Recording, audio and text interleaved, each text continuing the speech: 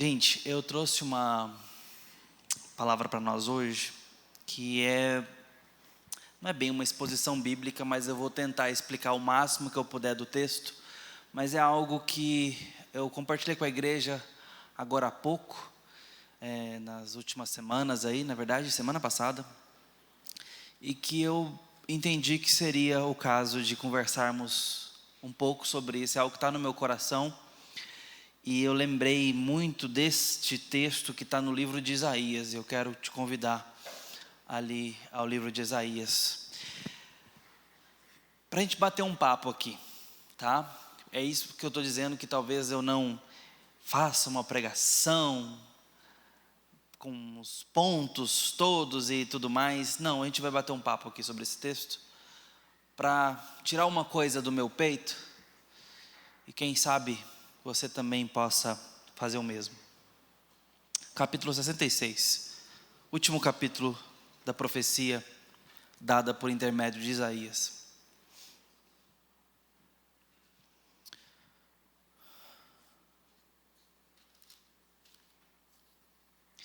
Eu vou ler desde o versículo 1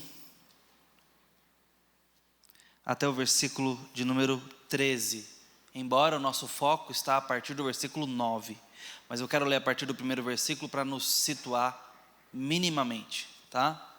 Diz assim a palavra do Senhor, ouça com atenção. Eu estou lendo aqui na Almeida século 21, tá? Eu sei que é uma Bíblia que poucas pessoas usam, mas não tem problema. É importante que vocês ouçam também a Bíblia eventualmente por outras versões. Isso enriquece a nossa leitura e nos tira de alguns vícios, às vezes, de algumas versões. É importante que eventualmente você se refrigere por outras traduções bíblicas, por outras versões, tá? Isso ajuda bastante. Embora tenha uma que seja melhor que a outra, uma palavra ou outra, a gente não coloca numa hierarquia. Eu sugiro que você faça isso. Já que eu estou falando disso, eu não estou recomendando paráfrases, tá? É diferente. Todo mundo sabe o que é uma paráfrase? Alguém não? Beleza. Paráfrase não é o texto, tá? Não é uma tradução do texto. Por exemplo, a mensagem do Eugene Peterson. É belíssimo, eu gosto de ouvir, gosto de ler, mas não é Bíblia, exatamente. A Bíblia viva.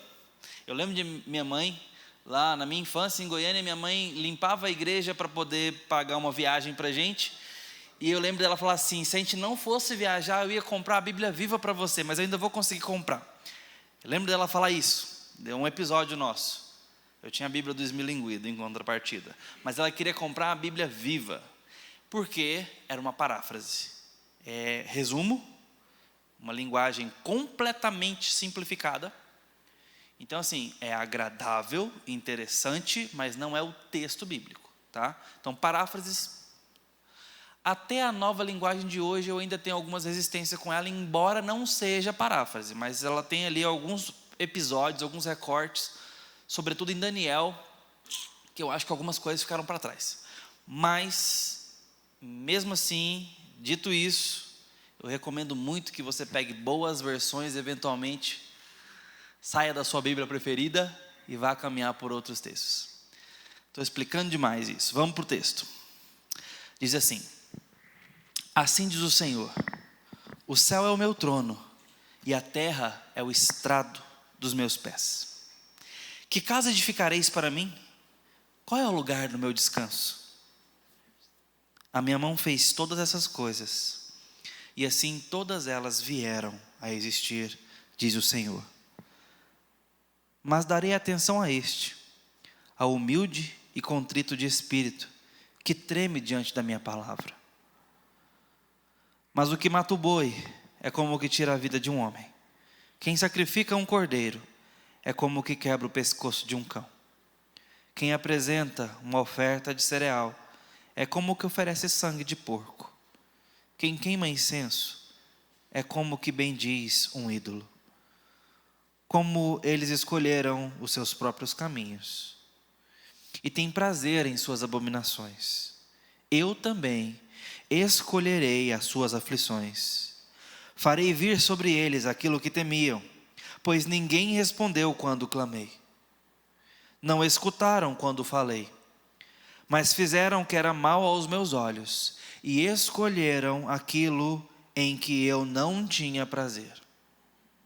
Ouvi a palavra do Senhor, vós que tremei diante da sua palavra.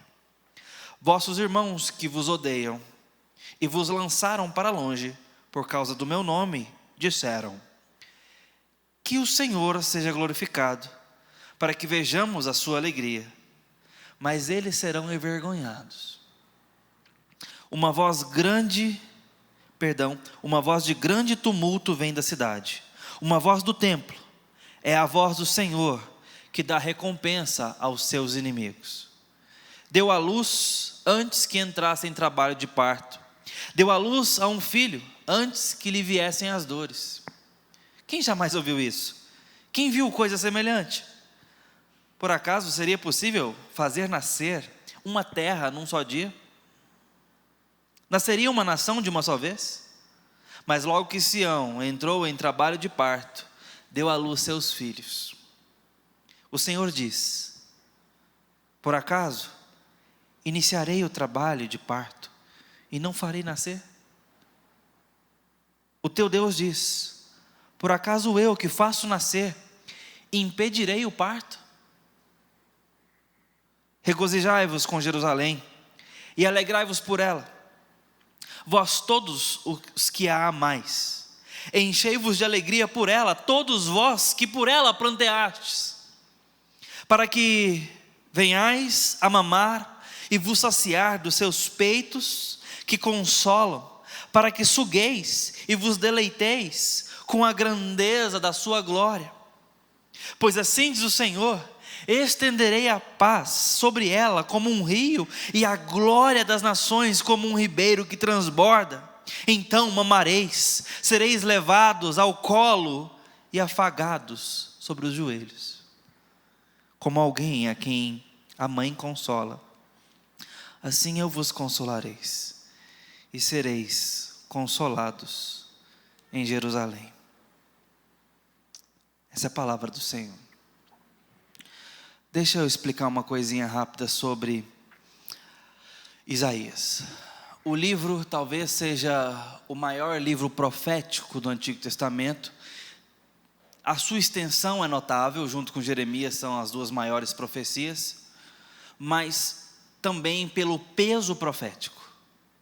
Isaías tem uma cobertura profética muito forte, a ponto de, no tempo de Malaquias, nós termos os nossos irmãos antigos um pouco confusos e frustrados, porque eles leram Jeremias, ouviram as palavras de Isaías, ambos os profetas, e entenderam que boa parte das profecias era para agora, se não todas, para aquele tempo. E quando eles viram a ruína de Jerusalém, a frieza dos pastores, dos profetas, dos sacerdotes, a corrupção do povo, e que eles ainda, embora livres, estavam na prática sob o domínio dos inimigos, dos persas, eles se frustraram entendendo que as profecias de Isaías e Jeremias falharam. Eles perderam de vista o fato de que parte dessas profecias falavam do novo céu e da nova terra, da nova Jerusalém. Que parte dessas profecias, agora avançando um pouquinho para trás, falava do Cristo que viria. Então, claro, eles tinham pouco material para hermenêutica, como nós temos a Bíblia toda, e eles então fizeram essa confusão aí de tempo e se frustraram. Então Deus manda uma palavra através de Malaquias para eles, para exortá-los a voltar para o culto naquela circunstância. Deus não trata a circunstância do povo dele na época de Malaquias, mas trata o coração do povo, e é o que está acontecendo aqui. São profecias grandes sobre Jerusalém, sobre Judá, sobre as nações, e não apenas para eles, mas Deus também fala com as nações, e não só naquele tempo, mas fala do futuro, fala de coisas que vão acontecer, fala do Cristo que viria, fala da nova Jerusalém, não apenas da Jerusalém histórica, mas da espiritual, fala do novo céu, da nova terra. A profecia é extensa, é grande, e ela cobre tanto peso teológico. Essa é a palavra de Jeremias. Mas deixa eu pegar isso e tentar colocar em alguns blocos, para ficar bem claro para nós. Se a gente pega, tem um gráfico aqui, eu poderia até ter colocado aí para vocês verem, mas é simples. O livro pode ser dividido em primeiramente 2 grandes blocos. Um desses blocos vai apontar para a santidade, então começa em santidade, e lá no fim do capítulo 66 para trás, vindo de encontro com o assunto da santidade, um assunto da glória, ok? Santidade, capítulo 1 para frente, glória, capítulo 66 para trás, eles se encontram no meio, 2 grandes blocos. Este primeiro bloco, que tem 4 partes, primeiro bloco, 4 partes. Esse primeiro bloco fala sobre o juízo de Deus. Deus vem com o juízo, seu julgamento. E aí, ele traz profecia para ajudar, num primeiro momento. Capítulos 1 a 12. Ele, num segundo momento, traz profecia contra as nações. Capítulo 13 ao capítulo 27. Primeiro grande bloco, 4 partes. Primeira parte, profecia contra Judá e contra Jerusalém. Deus denuncia o pecado do povo. Vocês viram um pouco disso aqui. Deus condenando os atos de sacrifício e de louvor, dizendo, eu não quero. Ele começa falando sobre isso lá atrás. Porque o primeiro grande bloco é sobre o julgamento. Primeira parte, Jerusalém e Judá. Segunda parte, capítulo 13 a 27, contra as nações. Deus coloca a sua santidade para dizer que as nações são alvo de juízo. Terceira parte é a ideia de avisos, alertas, e ele coloca algumas promessas, inclusive promessas de julgamento. E aí vem uma última sessão, que é uma parte histórica. E aí termina o grande primeiro bloco de Isaías no capítulo 39. Tá? Então a gente vai do 1 ao 39 com esses 2 grandes blocos. Uma parte profética e uma partezinha histórica. Estão me acompanhando? Agora vem a segunda metade do livro, que começa no capítulo 40 e vai até o 66. Essa segunda metade, a gente sai do julgamento e vai para a graça. Quem gosta de falar que graça é assunto do Novo Testamento? Lê do engano. Deus não se converte de Marcos para frente. Marcos porque foi o primeiro evangelho. É o mesmo Deus, cumprindo as velhas profecias. Quando Jesus chega no Novo Testamento, sabe o que ele faz? Ele pega o Antigo Testamento e diz, olhem para cá. Está se cumprindo o que foi escrito. O que alguns desavisados, ou às vezes hermeneuticamente desonestos, gostam de enfatizar agora é o tempo da graça, porque era o tempo da lei. Queridos, a lei era a graça. O que era a lei? Um Deus que não podia ser conhecido se dando a conhecer para um povo que não queria conhecê-lo, que não merecia a sua presença. E Deus estava dizendo, é possível me conhecer, embora seja impossível para você. É possível me conhecer. E Ele então começa a nos ensinar como Ele vai resolver esse problema. E enquanto Ele está ensinando, Ele já está se dando. E falava, e aceitava a oferta, e aceitava louvor, e descia na tenda, e falava com o povo. Ali estava Deus ao longo de todo o Antigo Testamento, graciosamente lidando com um povo difícil, como sempre foi, como é até hoje. Graça. E a segunda metade do livro de Isaías é a parte graciosa. Graça, a compaixão e a glória dele. Seriam esses os assuntos aí do capítulo 40 até o 66. 3 partes essa segunda metade. Primeira parte, 40 a 48, fala sobre a verdade de Deus. Redenção prometida a Israel. Redenção prometida, a primeira parte. Segunda parte, do capítulo 49 a 57, fala mais focadamente sobre o meio pelo qual Deus vai realizar essa redenção prometida. Jesus, o sofrimento do servo sofredor, capítulo 49 até o 57, tendo o capítulo 53 como uma coroa grave e clara, reluzente sobre isso. E aqui é onde ele mostra a redenção providenciada. 3 partes da segunda metade que fala da graça, da redenção e da glória. Primeira parte, profecia da redenção. Segunda parte, providência da redenção. E é onde então a profecia chega em Cristo Jesus. Terceira e última parte, a ideia do capítulo 58 e 66 é a realização dessa redenção, onde Deus mostra o seu reino para o seu povo. Ele começa falando sobre julgamento e termina falando sobre bênção, que é o que lemos aqui, nos termos em que ele anunciou que a gente leu. Como quem vai dar de mamar para uma criança desassistida. Como quem vai pegar no colo aquele povo sofrido e vai abençoá-los com carinho, com afeto, com colo. Capítulo 6 de Isaías, primeira metade, a visão do trono.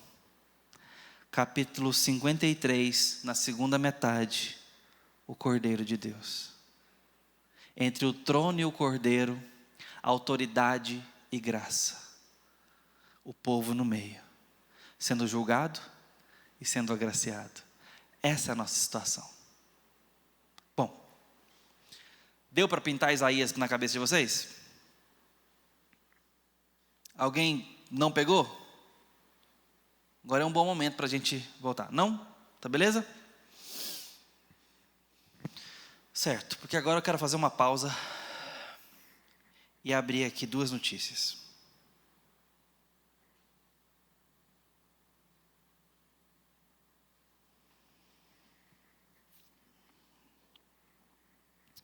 Isso aqui está no blog Mais Goiás.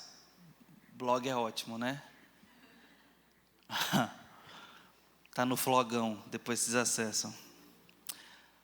Bom, brincadeira à parte, eu não sei se vocês estão bem inteirados disso, acredito que sim. A Polícia Civil de Anápolis investiga IFB, de 24 anos. Suspeita de matar e ocultar o cadáver do filho recém-nascido. Ela foi presa após moradores encontrarem o corpo do bebê carbonizado nessa quarta-feira, dia 12. Em Anápolis. A investigada revelou que amamentou a criança por 1 dia e deixou o menino no quarto sem comer por 2 dias. Ulisses Valentim, delegado responsável pela investigação, revela que não foi possível afirmar se o bebê foi vítima de outro tipo de violência antes de ser morto. Pois grande parte do corpo estava carbonizado. Entretanto, será investigado se a criança estava viva ou morta quando o fogo foi ateado.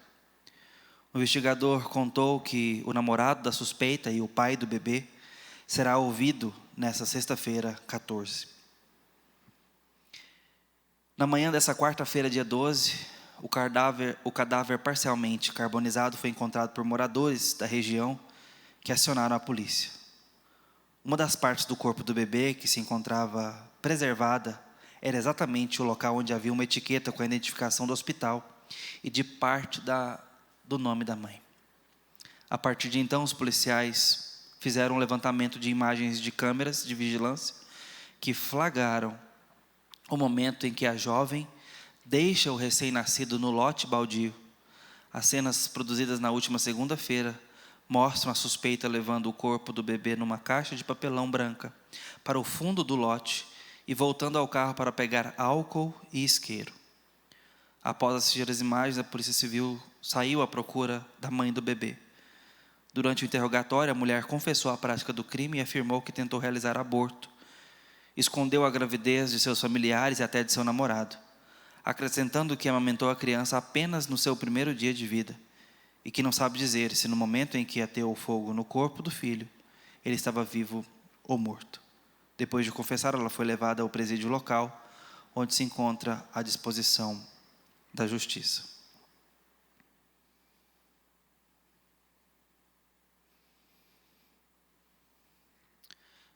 Quero ler mais uma notícia para vocês, se eu não me engano, de hoje de manhã ainda.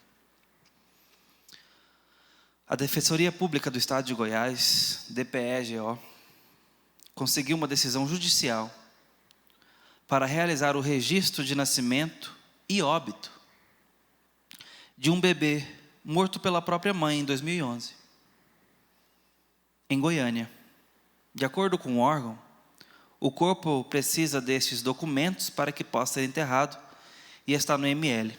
Há 5 anos, porque a genitora descumpriu ordem judicial para enterrá-lo. De acordo com os autos, a menina nasceu no dia 11 de março de 2011, em uma maternidade no setor Bueno, região sul da capital. Entretanto, o bebê foi morto pela própria mãe 1 dia depois do nascimento. Ela escondeu o corpo no escaninho do seu apartamento e só foi encontrado 5 anos depois pelo ex-marido dela. A mulher foi condenada a 18 anos e 8 meses de prisão por homicídio e está presa na casa de prisão provisória de Aparecida de Goiânia. O corpo da menina foi levado ao Instituto Médico Legal, onde permanece desde então, pois a mãe descumpriu uma decisão judicial que determinava o sepultamento. Antes da situação, a DPE-GO entrou na justiça para garantir que a criança recebesse o registro de nascimento e a certidão de óbito de forma tardia. De acordo com o defensor público, Tiago Bicalho, esses registros são verdadeiras provas jurídicas da existência da pessoa e principalmente requisitos para que o reconhecimento e o exercício de uma série de direitos vinculados aos princípios de cidadania e dignidade da pessoa humana sejam efetivados. O órgão ganhou a ação e finalmente a menina poderá ser sepultada.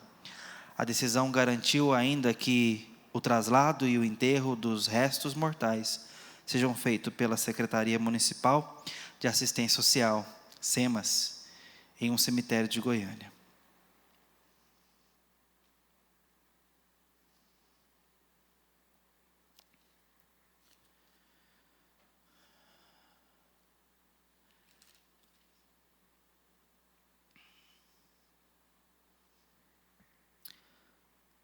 O Senhor diz: por acaso iniciarei o parto e não farei nascer? O teu Deus diz: por acaso eu que faço nascer impedirei o parto? Regozijai-vos com Jerusalém e alegrai-vos por ela, vós todos os que a amais. Enchei-vos de alegria por ela, todos vós que por ela pranteastes, para que venhas a mamar e vos saciar dos seus peitos que consolam, para que sugueis e vos deleiteis com a grandeza da sua glória. Pois assim diz o Senhor: estenderei a paz sobre ela como um rio, e a glória das nações como um ribeiro que transborda. Então mamareis, sereis levados ao colo e afagados sobre os joelhos, como alguém a quem a mãe consola, assim eu vos consolarei, e sereis consolados em Jerusalém. Vereis isso, e o vosso coração se alegrará, e os vossos corpos haverão de se revitalizar como a relva nova.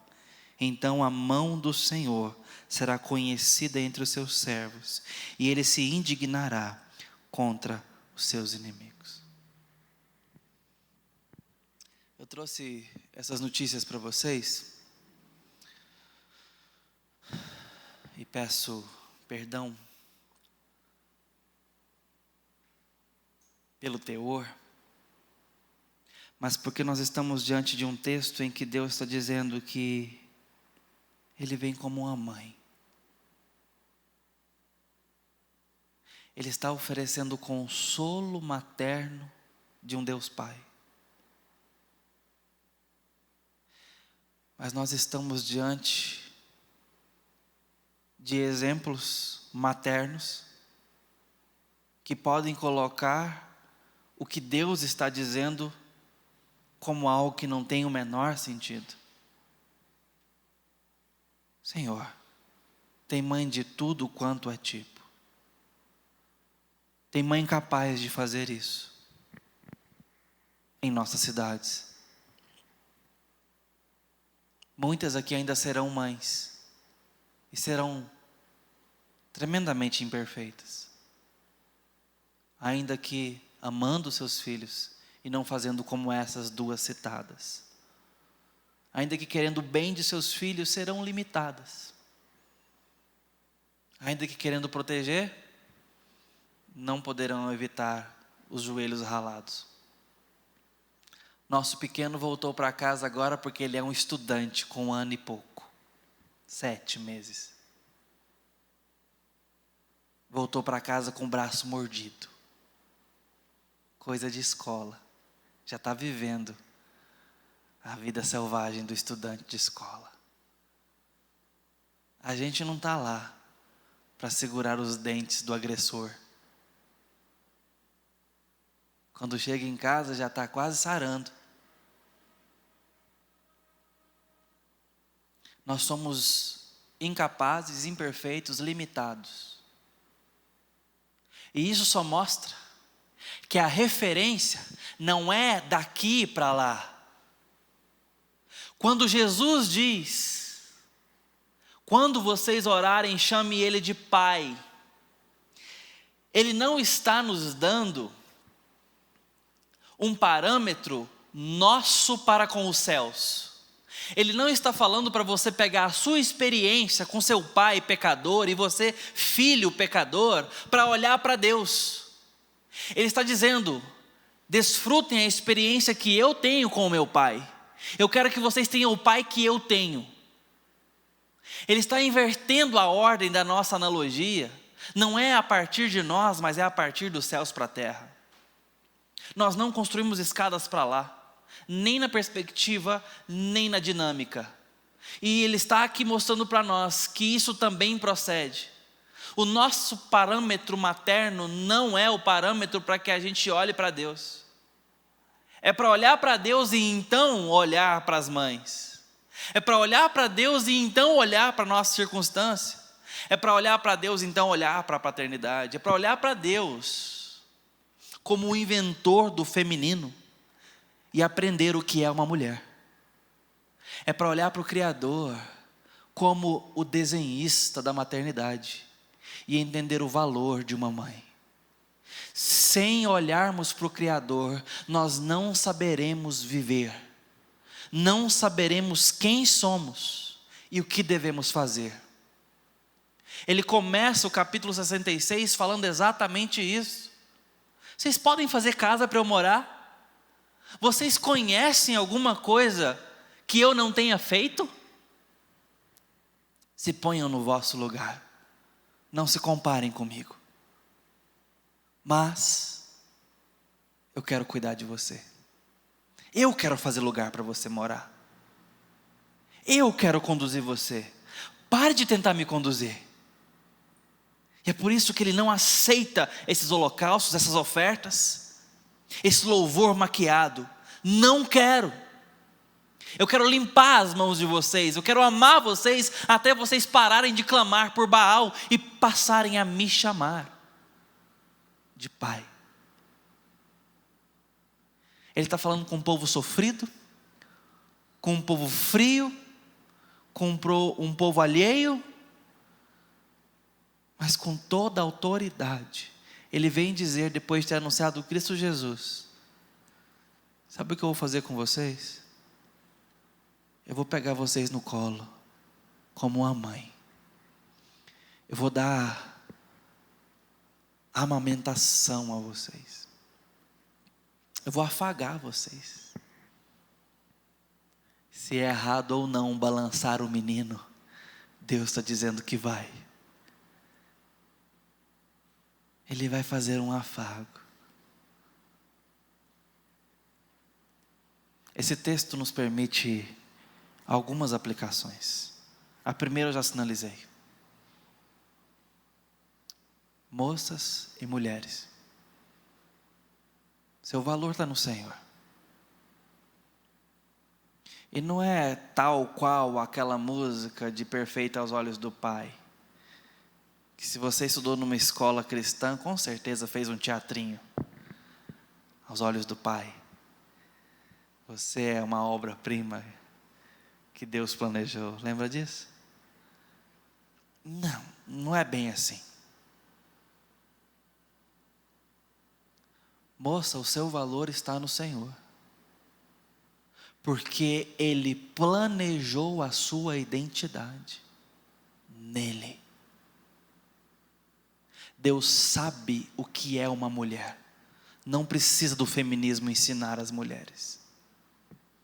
Deus sabe porque Ele inventou para a glória dEle e para a completa satisfação do feminino, da identidade. Ele planejou isso com perfeição. Quer ser verdadeiramente uma mulher? Olha para o teu Criador. Ele não tem problema em se comparar com uma mãe, para mostrar o cuidado que Ele tem sobre nós, porque Ele inventou o feminino.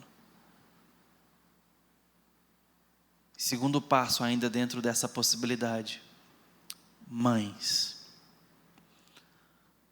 Aqui nós temos talvez só uma ou outra,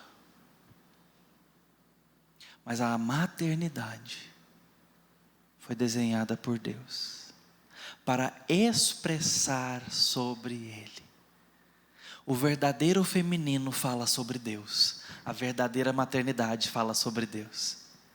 Quando é que nós vamos entender que essa vida é um teatro onde Deus é glorificado?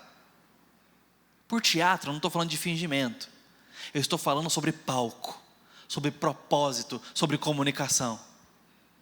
Você já parou para pensar que talvez tudo na vida é nutricional e existe um sistema inevitável de nutrição? A árvore precisa de nutrição, tem células, veias, circulação, nutrientes. O cachorro também. Você também.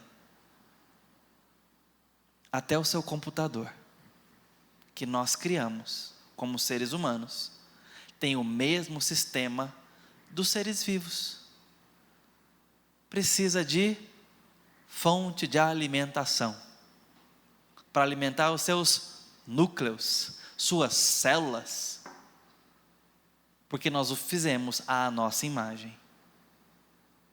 Tudo diz respeito à nutrição. Já percebeu isso? Correto?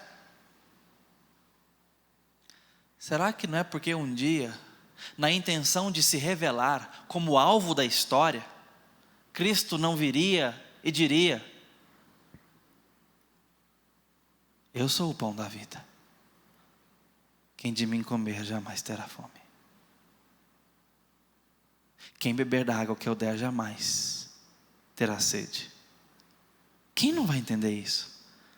Quem não come? Quem não bebe? Ouvindo isto, ou você o nega ou o adora, porque Ele não deixou escapatória. Família, falamos de comida, vamos falar de família.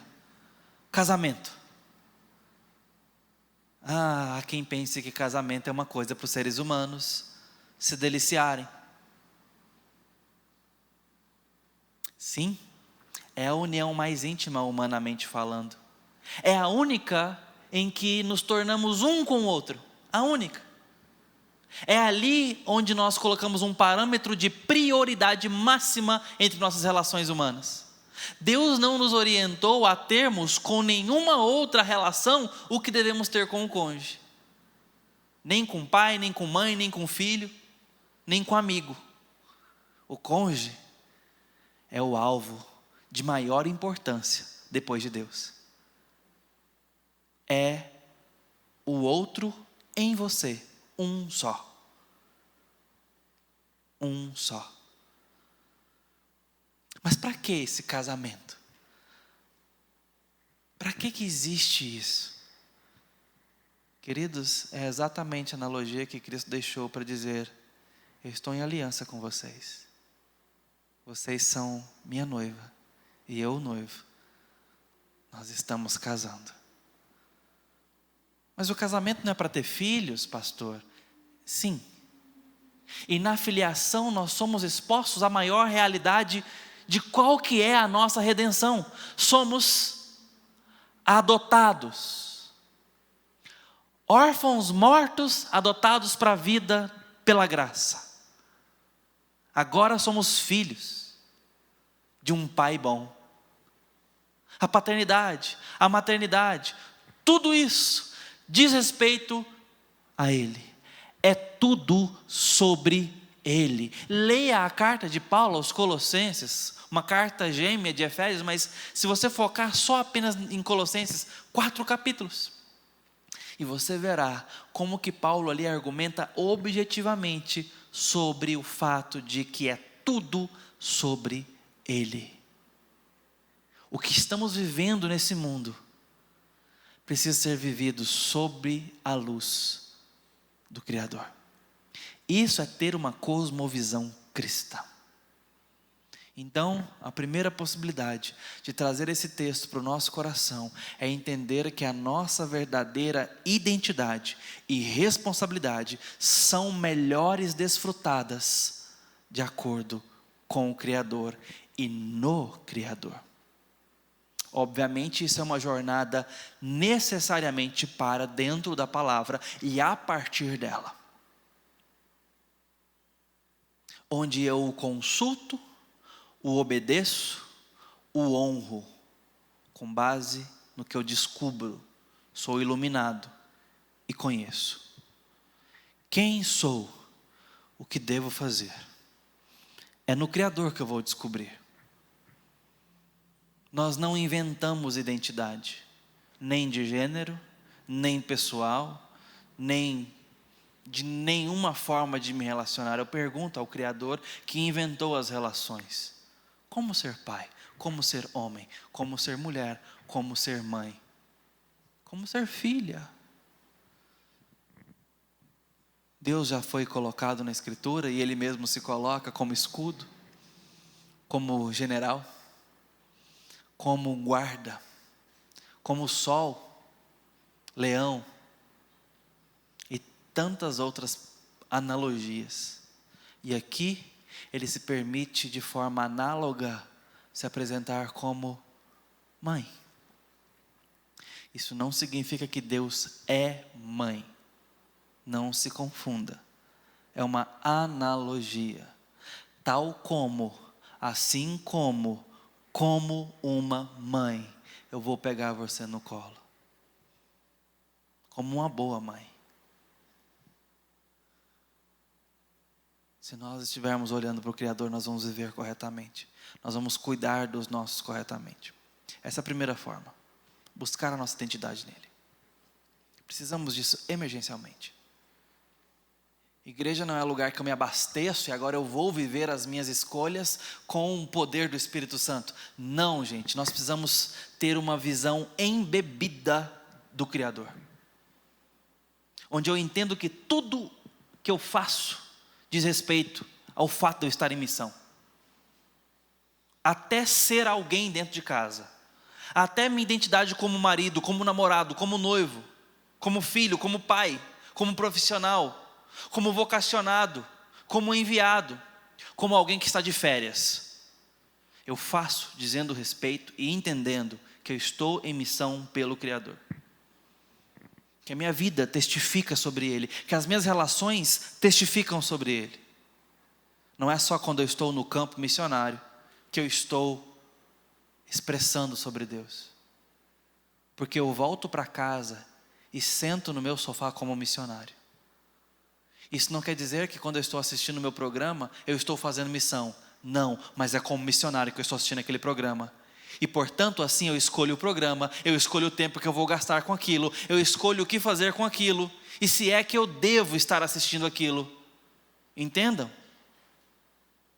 Porque o Criador cobre tudo. Então é tudo sobre Ele. É assim que tudo tem grande importância. Pelo fato dele se identificar como uma mãe, ele está nos ensinando sobre o feminino, sobre a maternidade e sobre tudo isso. Mas a segunda possibilidade de receber esse texto, e alvo do texto, agora sim, é o que Deus está querendo comunicar com esse texto. O que eu falei até agora é uma possibilidade tangente de interpretação. Agora, o alvo do texto, o motivo pelo qual Deus escreveu esse texto, é para consolar um povo sofrido. E eu sei que eu estou falando com jovens. Vocês são os fortes. É para vocês que a geração anterior olha e pensa: se eu tivesse a força de vocês hoje, o vigor de vocês, a saúde de vocês. Covid mata velhos, os jovens não. Os jovens são os fortes. Vocês são os fortes.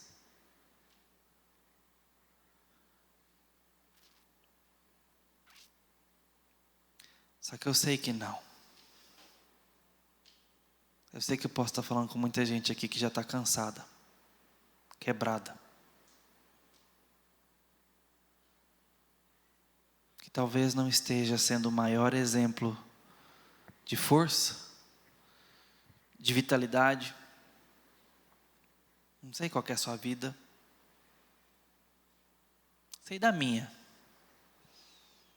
E a vida nunca me perguntou se estava cedo para me dar os tombos que deu.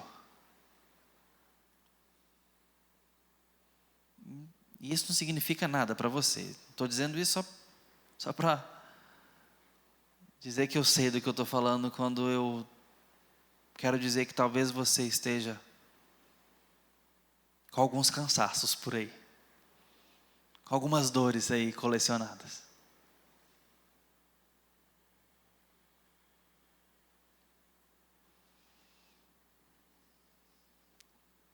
Antes dos 30 anos, eu já tinha experimentado talvez das doses mais amargas que essa vida pode nos dar.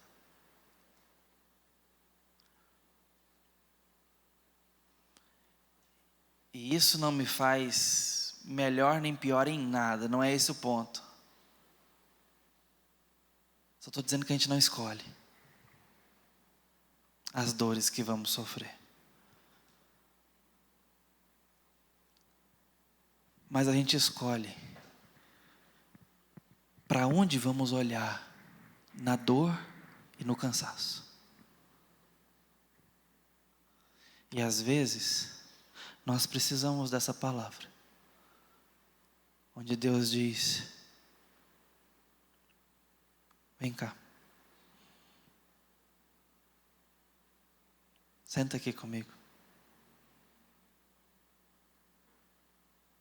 deixa eu te pegar no colo. Você está precisando se sentir abraçado, seguro.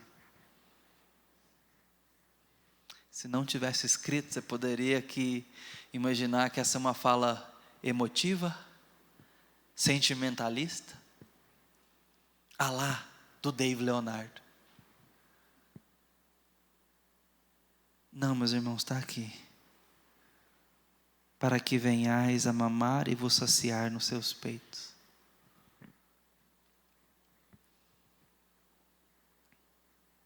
Às vezes pode parecer ridículo para nós nessa cena. Mas Deus está falando que o povo dele precisa se sentir amado, nutrido. E talvez seja o seu caso. Deus está te dizendo que Ele se permite ser identificado como uma mãe que ama os seus filhos, como uma mãe perfeita ama, como uma mãe boa ama. Agora, quem é o nosso Deus? É aquele que está em todo o tempo e pode todas as coisas. Quando Ele fala que pode te consolar, que pode te tomar no colo, Ele sabe do que Ele está falando e do que a sua alma precisa. Então sai um pouco da internet e vai falar com seu Deus. Vai deitar a cabeça no colo dele um pouco. Isso não é teórico, é parar e falar com Ele, abrir sua palavra e ouvi-la como quem escuta o Pai.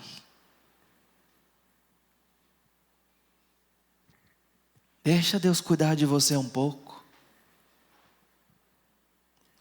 Para um pouco.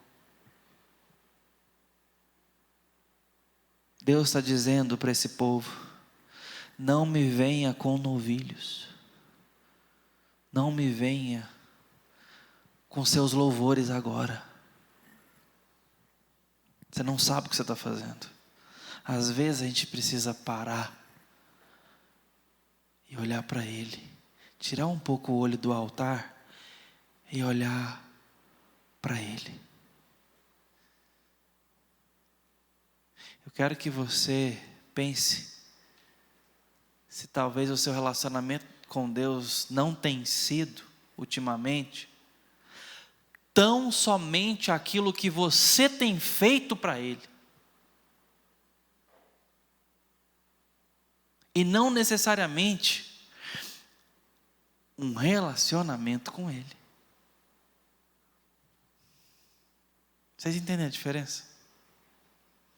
Irmãos, eu posso servir a minha esposa com um monte de coisas.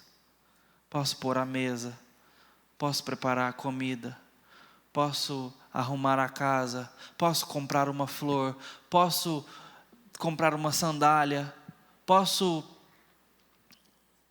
fazer um monte de serviços. Tem seu lugar. Só que isto não pode ser o que resume a minha relação com ela, o que eu faço para ela. Porque a minha relação com ela diz respeito a uma relação. A estar com, a ver, a ouvir, a sentir, a perceber, a valorizar, a interagir. E aí nisto entra o que eu faço, o que eu recebo. Mas eu tenho medo que, como Deus estava tão severo aqui com o povo dele, nós estejamos resumidamente fazendo da nossa relação com Deus apenas os nossos atos de culto a Deus, sem necessariamente estar convivendo com Ele, e portanto cultuando, e portanto louvando, e portanto obedecendo, e portanto fazendo qualquer coisa para Ele, por Ele e por meio dEle. Faz sentido para o seu coração? Quero te exortar a buscar um pouco de colo. Parar para estar com seu Deus. Parar para ouvi-lo. Parar para gastar tempo com Ele. Quero te dar a oportunidade de oração nesse momento. Para que você fale o que você tem para dizer a Ele nesse momento. Quando você ouviu Ele falando com o povo de Israel, essas palavras, com essa intenção. Ele anuncia Cristo para falar essas palavras. O meu servo subirá como ovelha muda ao matadouro, será moído, será traspassado, e nas suas pisaduras vocês serão sarados e terão paz. Ele iria para a cruz para que tivéssemos paz. Dito isto, Deus vem e diz: eu quero consolar vocês, porque eu sei que está difícil. O que você tem para dizer para Deus hoje? Feche seus olhos.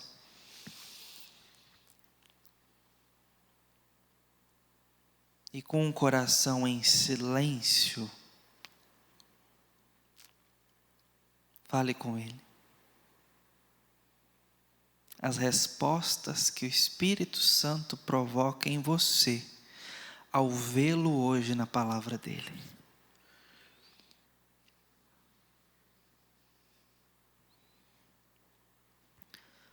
Ó Deus Santo e bendito, provoque em nós as palavras que o Senhor responderá. ministra em nós a cura das feridas que o Senhor mesmo abriu.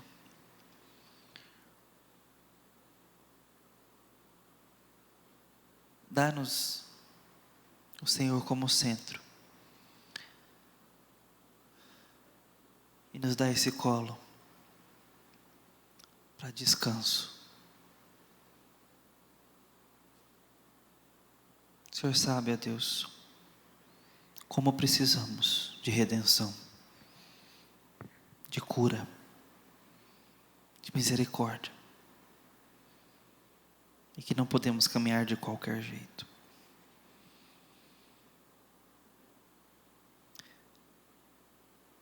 Obrigado pelas tuas promessas, pela tua paternidade, pelo teu amor, pelo teu afago,